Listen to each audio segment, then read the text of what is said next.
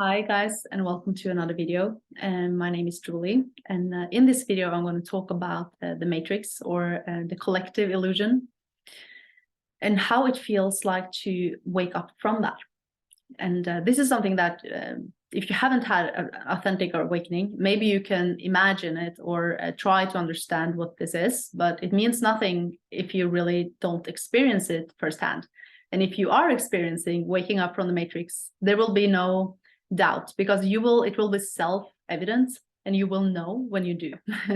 Because it feels like everything you took to be real and the reality you learn to know and believe to be absolute truth doesn't really feel real anymore. It feels like you've been waking up from a long dream, or become sober at a party where everyone else is still drunk, and you start to see through this thoughts, the collective shared thoughts, ideas, stories, and sort of realities that is the relative reality, and that is not real in an absolute reality.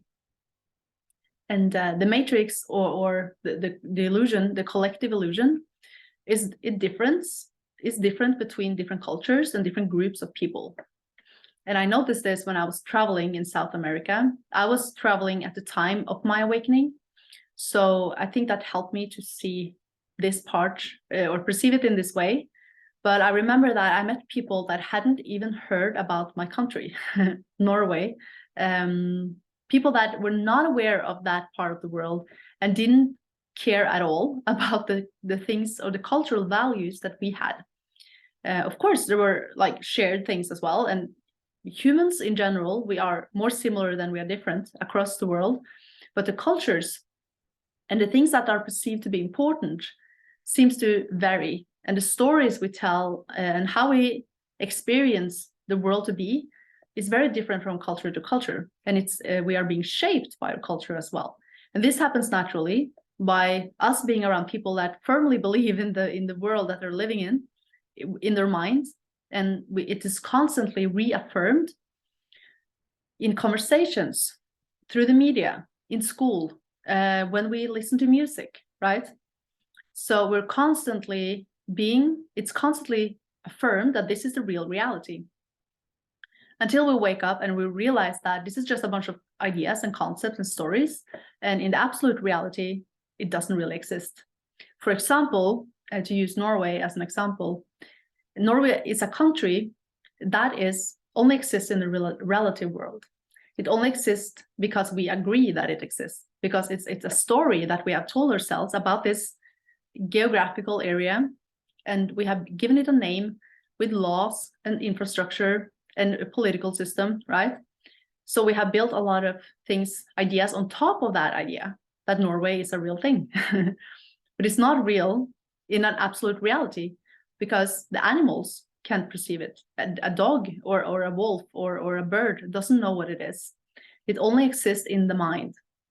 It doesn't mean that it doesn't have a function to organize a society in that way, but it's still what it is. It's only a story that we use to organize the society. And that's the same with everything else as well. And I started to wake up from this. When I woke up, I started to wake up from this dream that I was a person on a timeline, that there was a world out there with other people, and that was the actual world, and that was reality. I started to see through that, and I was moving more and more into the present moment, where none of them were a part of my experience except for in my mind. And waking up from the matrix can be very destabilizing, especially because we have so much identity tied into these roles that we play in the matrix, that we have with other people. For example, especially in my culture and in the Western culture, maybe in general, it's a very strong identity tied to your career, for example. And the career, it's really a concept usually in the matrix. It doesn't mean that you're not performing certain type of work that is not a necessary or a good thing to do. It's more like awakening means to see things for what it is. It doesn't mean that to judge things as good or bad, even though we might become aware of how things make us feel. It's not necessary to say that, oh, being a lawyer is a bad thing necessarily. We don't know. It is, right? Sometimes it can lead to good and sometimes it can lead to bad. We're living in a dualistic reality, or the mind creates a dualistic experience of reality. And when we initially wake up, we tend to be, at least I was, and I know many others as well, we become aware of how things makes us feel in this world. And we might feel strong resistance to take part in it, because we realize the illusion. We see through all the crap, all the manipulation, and all the ways we have been living outside of alignment with our inner truth. We've been living in inauthenticity, and we've been forcing ourselves to go a direction that isn't authentic to who we are. So waking up to a more authentic life doesn't have to go hand in hand with actual awakening. Sometimes we can take a different route in life that feels more right for us, without that necessarily meaning that we have had a spiritual awakening. But we tend to, if we have a spiritual awakening, we tend to wanting to move towards a life that feels more authentic to us.